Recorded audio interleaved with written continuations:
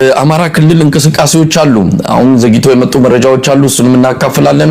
የዩኒቨርሲቲ ተማሪዎች ወደ አማራ ክልል ያሉ ዩኒቨርሲቲዎች ተማሪዎችን ለመቀበል ያደረጉትን ጥሪ ወላጆች እንዳይቀበሉ የጎጃም ፋኖ እዝ ጥብቅ የሆነ ማሳሰቢያ ሰጥቷል።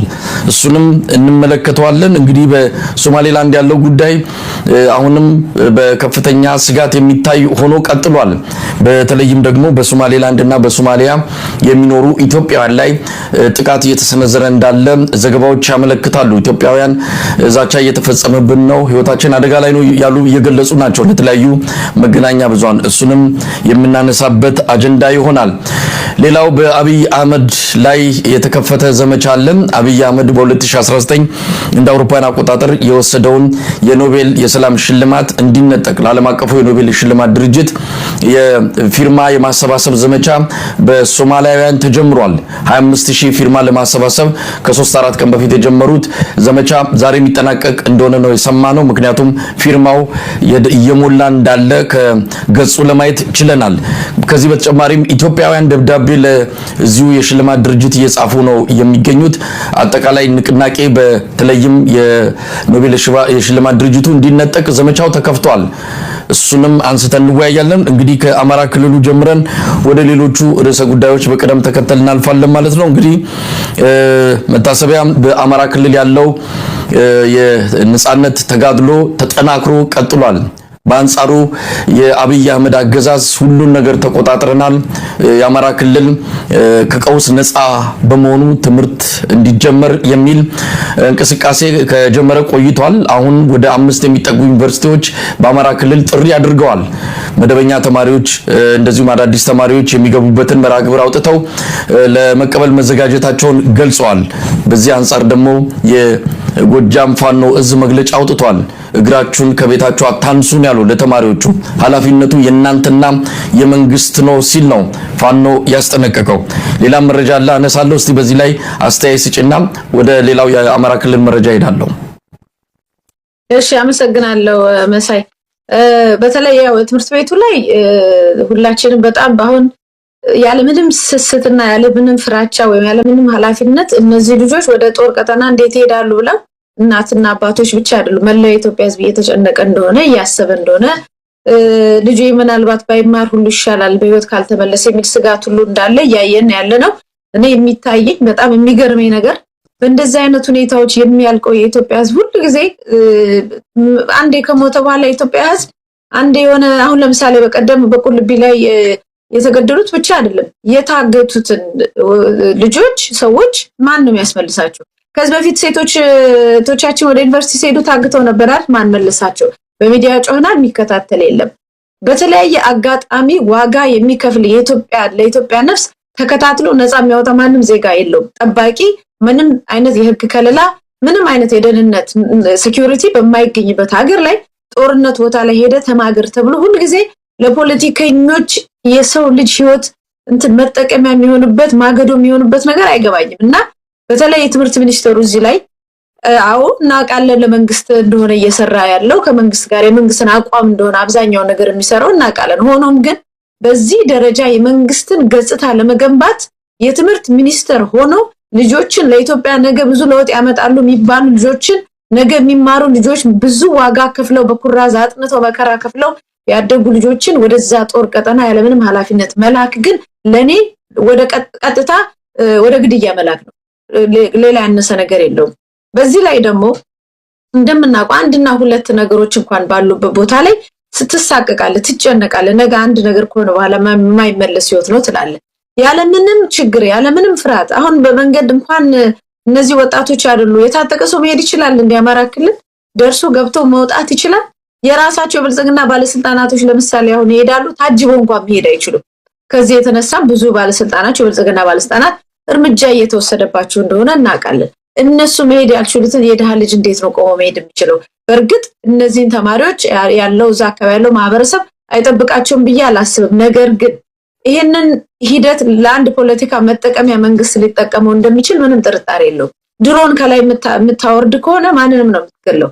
ከዛ በኋላ ገለፍ ፋኖ ነው እንዲያረገብህ የሚል ፖለቲካ ለመስራት እንደዚህ አይነት የረከሰ ፖለቲካ ለመስራት ልጆች ወደ ትምህርት ገበታቸው መመለስ አለባቸው በሚል በጣም ስማርት በሆነ እንትን ቀብተ ልትልክ አትችልም። ትምህርት የሚኖረው ሰላም ሲኖር ነው። መጀመሪያ ለሰላሙ ምን አለ እንዲቢታ ጋር ራሱ ትምህርት ሚኒስቴሩ እንደ አንድ ትልቅ የሚኒስትር መስሪያ ቤት እዛ አካባቢ ሰላም ለማምጣት ለምን አይተጋም ነበር? አይ የምትፈልጉትን አድርጉ፣ ልጆች ግን መማር ስላለባቸው እልካለሁ። ከሞቱ በኋላ ነፍሲ ማር እንኳን የሚላት የለም። የኢትዮጵያ እናት የምናውቀው ነገር ነው።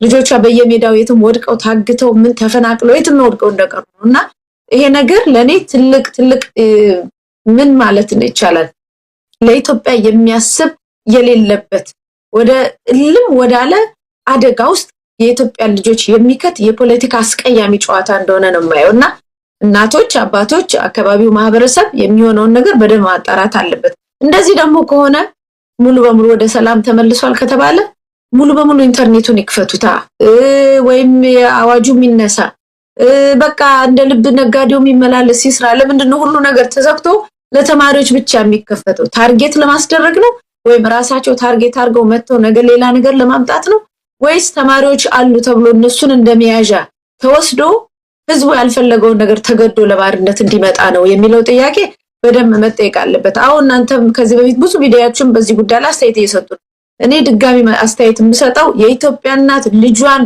አታ የተመለሰላት ካሳም ያገኘች ካሳ ለኢትዮጵያ እናት ምንም አይደለም። ልጇን ካጣሽ በኋላ ካሳም ያገኘች ነፍስ ማርም ያላት የለም የጠየቃትም የለም። ይሄን በሰሜኑ ጦርነት አይተናል። የኦነግ ሸኔ ሰራዊት በየጊዜው በሚያርዳቸው አይተናል። በመንግስት ደረጃ ኃላፊነት ወስዶ የሚጠብቅ ጠባቂ ስለሌለ ራስህን የምትጠብቅበትን መንገድ ማስተካከል አለብህ ብዬ ነው የማስበው። ሌላው እንግዲህ የቀጠናው ነገር በኋላ በደንብ በሰፊው እንሄድበታለን። በአማራ ክልል ላይ ያለው ጦርነት አንተም በደንብ በሰፊው ትሄድበታለህ።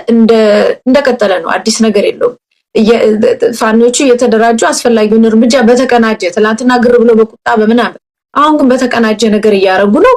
ይሄ ማለት ደግሞ ጦርነቱ በደንብ እየተፋፋመ ነው እንጂ እየበረደ አይደለም።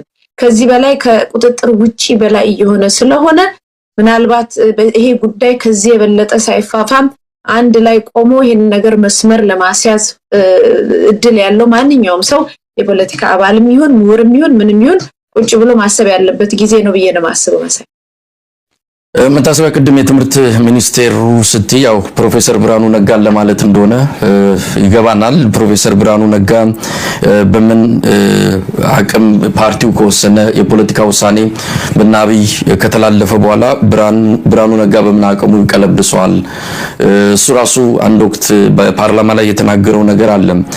ይሄ በጣም ትውልድ ገዳይ የሆነው የትምህርት ፖሊሲ በተለይ ከቋንቋ ጋር በተያያዘ ኢትዮጵያ አንድ የጋራ የመግባቢያ ቋንቋ እንዳይኖራት የሚያደርገው የትምህርት ፖሊሲን በጸደቀበትና ያ ተግባራዊ በሆነበት ሁኔታ የፓርላማ አባላት ከብርሃኑ ነጋ የበለጠ እንደው አሳስቧቸው እንግዲህ ታይሽ የብልጽግና አባላት ናቸው።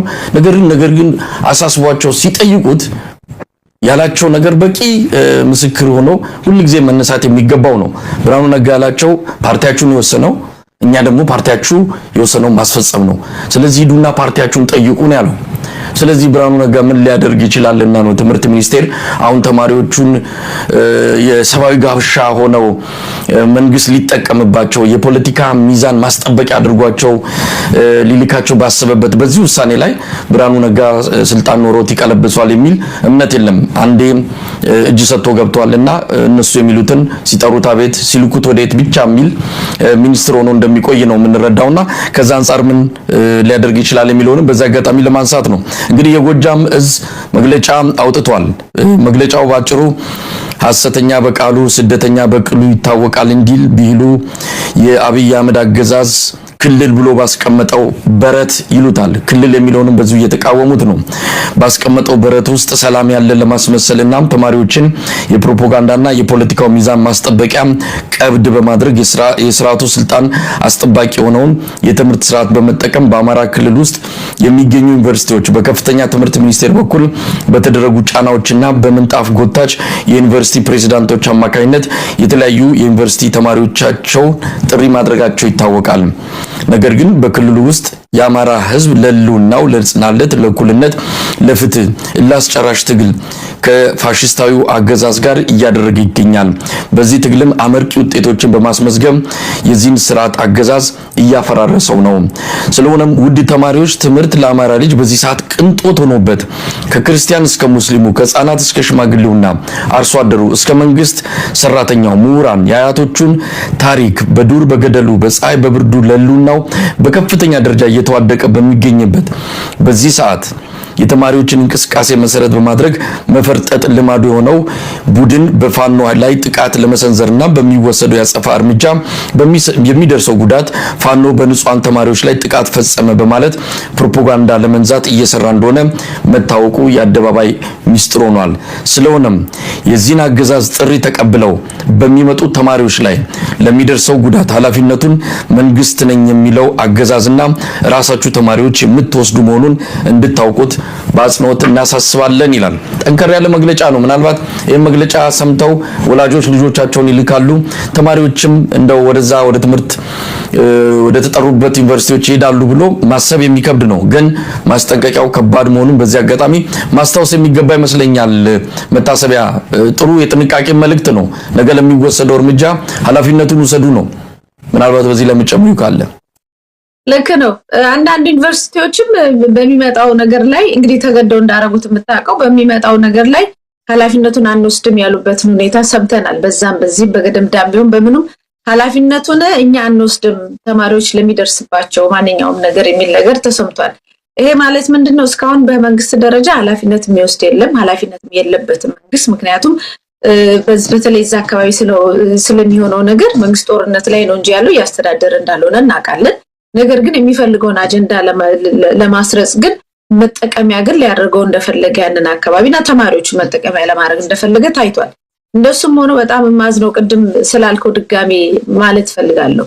ትምህርት ሚኒስቴር ከምንም በላይ ለነዚህ ተማሪዎች ነበር ኃላፊነት መውሰድ ያለበት።